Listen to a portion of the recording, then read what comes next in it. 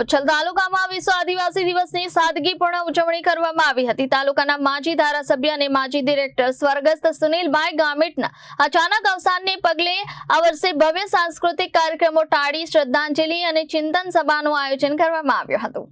United Nations દ્વારા ઘોષિત વિશ્વ આદિવાસી દિવસ નિમિત્તે ઉચ્છલ તાલુકા આદિવાસી સમાજ સમિતિ દ્વારા અનોખી અને સાદગીપૂર્ણ ઉજવણી કરવામાં આવી।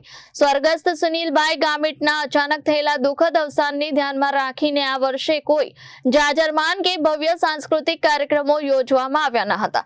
કાર્યક્રમની શરૂઆતમાં ઉપસ્થિત મહાનુભાવો, સામાજિક આગેવાનો અને યુવાનો દ્વારા સુનિલભાઈ ગામિતને 2 મિનિટનું મૌન પાડી ભાવભીની શ્રદ્ધાંજલિ અર્પણ કરવામાં આવી। ત્યારબાદ ક્રાંતિકારી જનનાયક ભગવાન બિરસા મુંડાની પ્રતિમાને પુષ્પહાર અર્પણ કરી વિશ્વ આદિવાસી દિવસની વિધિવત શરૂઆત કરવામાં આવી હતી। આ પ્રસંગે ઉચ્છલ તાલુકા આદિવાસી સમાજ સમિતિ દ્વારા દેશભરના તમામ આદિવાસી પરિવારો અને કબીલાઓને વિશ્વ આદિવાસી દિવસની શુભેચ્છાઓ પાઠવવામાં આવી। સામાજિક કાર્યકર્તા ભૂપેન્દ્રભાઈ શિવજીભાઈ વસાવાએ સમાજને સંબોધતા જણાવ્યું હતું કે વિશ્વ આદિવાસી દિવસ માત્ર ઉત્સવનો દિવસ નથી, પરંતુ સમાજના હકો, ઉત્થાન અને ભવિષ્ય અંગે ચિંતન કરવાનો અવસર છે। વૈશ્વિકરણ અને વિકાસની દોડમાં આદિવાસી સમાજ પાછળ રહી ન જાય અને શિક્ષણ, વિકાસ તથા તમામ ક્ષેત્રમાં સમાજ આગળ વધે તે માટે સૌએ મક્કમ નિર્ણયો લેવાનું જરૂરી હોવાનું તેમણે જણાવ્યું। કાર્યક્રમમાં મોટી સંખ્યામાં સમાજના આગેવાનો, વડીલો અને યુવાનો ઉપસ્થિત રહ્યા હતા। શાંતિપૂર્ણ અને સૌહાર્દપૂર્ણ વાતાવરણમાં વિશ્વ આદિવાસી દિવસની ઉજવણી સંપન્ન થઈ હતી। भगवान बिरसा मुंडा की जय। भगवान बिरसा मुंडा की जय। युनो द्वारा घोषित 9 ऑगस्ट समग्र पृथ्वी पर वसनारा हमारा आदिवासी बंधुओं और आदिवासी दिनની ખૂબ શુભેચ્છા।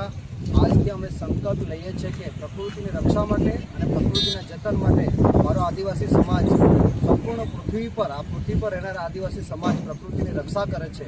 તો આજથી અમે એવો સંકલ્પ લઈએ છીએ 9 ઓગસ્ટથી કે સંપૂર્ણ આખા વર્ષ દરમિયાન કોઈ બી પ્રસંગમાં કોઈ પણ જગ્યાએ પ્રકૃતિના જતન માટે વૃક્ષોનું રોપણ કરીશું, છોડવા રોપીશું અને પ્રકૃતિનો સારો સંદેશ આપીશું। પ્રકૃતિ દેવો ભવ। ભગવાન બિરસા મુંડા કે જય। જય આદિવાસી।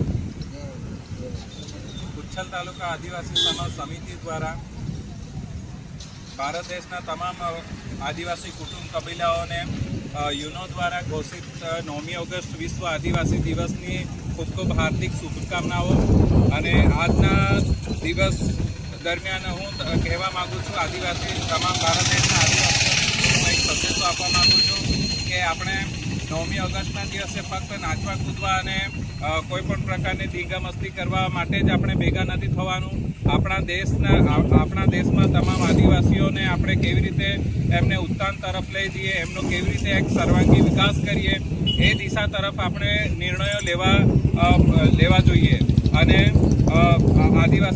આદિવાસીઓને કેવી રીતે શૈક્ષણિક ક્ષેત્રમાં આપણે આગળ વધારીએ, કેવી રીતે એ લોકોને જે પણ એ લોકોની રોજગારી હોય કે જે પણ ખેતી કરતા હોય અથવા તો કોઈ પણ કામ ધંધાઓ કરતા હોય એમાં કેવી રીતે આગળ વધવાનું છે, બાળકો ઉચ્ચ શિક્ષણ કેવી રીતે પ્રાપ્ત કરે એ દિશામાં આપણે નિર્ણય લેવાના છે। એટલે હું આજના ખાસ દિવસ દરમિયાન હું સૌને આ જ સંદેશો આપું છું કે આપણે સૌ આગળ વધીએ અને આવા જે ખાસ દિવસો છે 9મી ઓગસ્ટને એવા તે દિવસે આપણે કોઈક સારા એવા નિર્ણયો લઈએ અને 9મી ઓગસ્ટને ઉજવીએ। જય આદિવાસી। Bureau report, Janadesh news, Tapi.